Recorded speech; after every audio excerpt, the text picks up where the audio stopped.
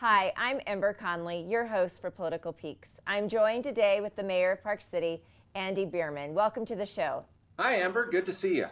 Well, we've ended another legislative session in the state of Utah. Were there any surprises or any updates that will be affecting Park City?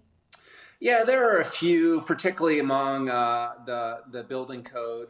It was, frankly, it was a rough session for us. It was really strange to begin with, in that access to our legislators in the Capitol was limited. So, where we'd usually be down there in suits and sort of running around talking with people and advocating for issues, most of it was done by phone or by Zoom, which had a very different feel. And the legislature, the attitude down there was somewhat aggressive towards cities and counties in terms of a lack of confidence in local authority and really a lot of deference to industry. And so we took some hits this session. I think we fought off a few bad bills, but there were a couple that went through that we're not sure of all the consequences, but we are concerned there could be some consequences. I know that, of course, there was some lots of discussion around transportation. Was there any extra money that's going to be able to support any updates here within Park City proper?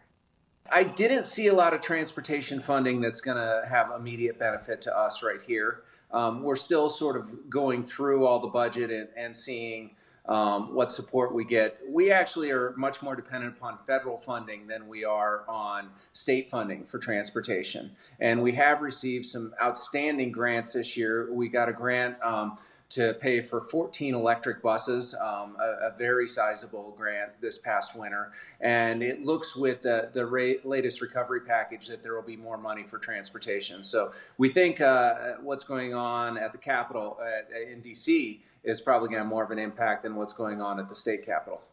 You know, you hit a certain topic, and that is, of course, electric charging stations.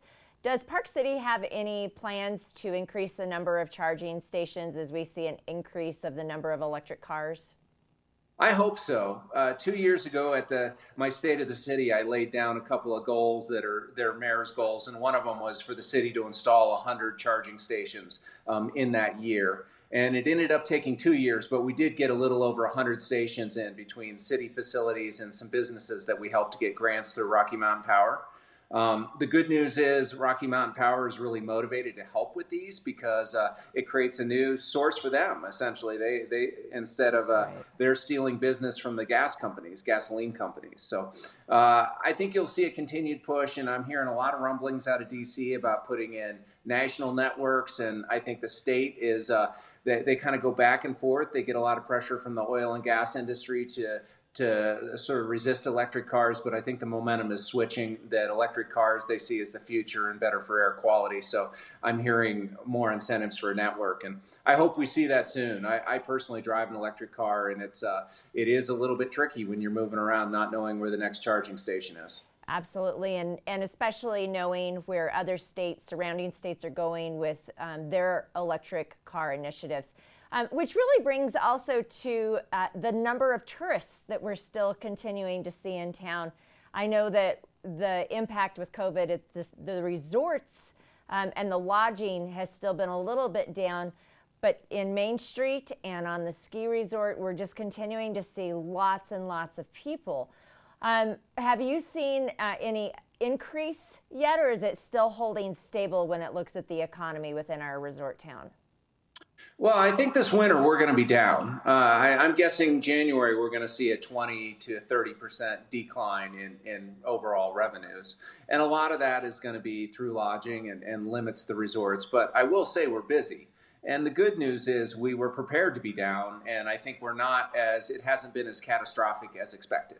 And I also suspect we had an excellent summer and fall. And I think coming out of COVID with a lot of people getting vaccines and feeling more bullish about traveling, I expect we're going to have a stellar summer.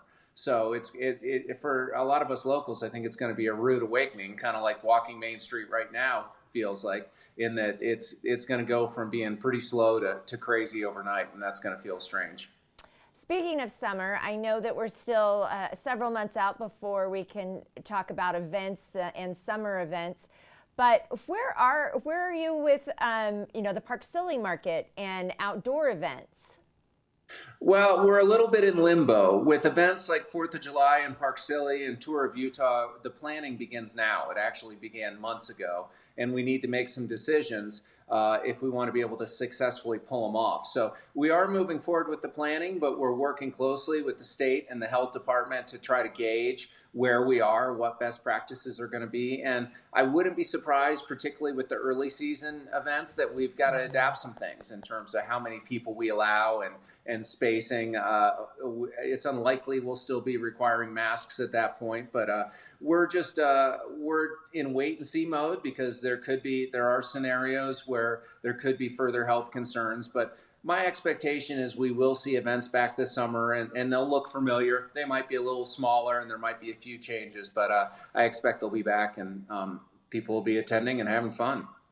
And, as we conclude the interview, the last time that we spoke, we talked about the Arts and Culture District, and you and the council had just received more information around the cost of what it looked like it was going to be closer to. Have there been more discussions with the council since that time?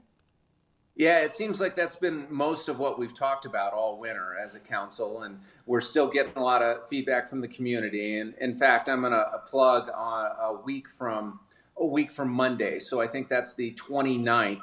I'm going to be doing an evening roundtable with Council Member Max Doylny, and former Mayor Jack Thomas is going to join us. And that's going to be centered around the Arts and Culture District and sort of how we got here. Jack was the real champion that did a bunch of the early outreach on this and had the vision. So we've asked him to come back and give some historical perspective.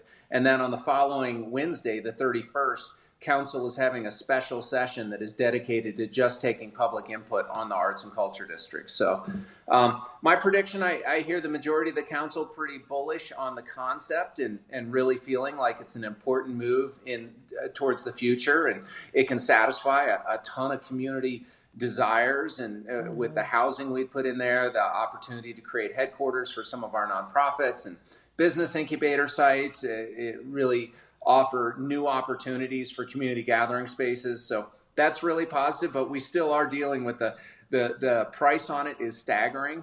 It's something that we can afford, but it will take a lot of resources, and it will put some other projects on hold. So we need to work through that. And I think the rubber's going to hit the road in April in terms of you're going to start hearing council push towards a solid direction. Great. And for those viewers that want to be able to participate in the public comment, how would they find out how to do that? Yeah, if they go to parkcity.org on our homepage, we'll have hot links to both the roundtable on Monday night and the special public hearing on Wednesday. And so they can get the links straight off there. As always, it's a joy to talk with you and to see you, and I'm so happy that you've been able to stay safe during this time. Likewise, Ember. Great to see you.